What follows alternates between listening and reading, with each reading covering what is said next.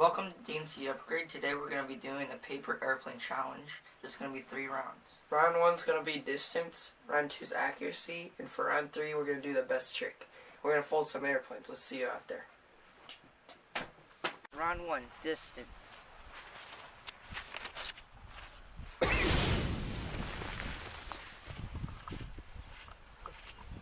Round 2, accuracy.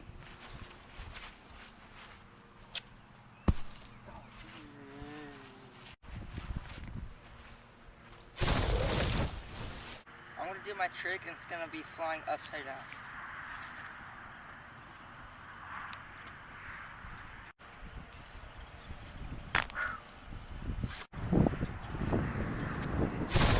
I won the challenge 2 out of the 3.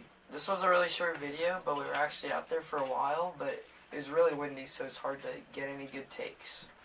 Thanks for watching. Like and subscribe. We'll see you in the next video.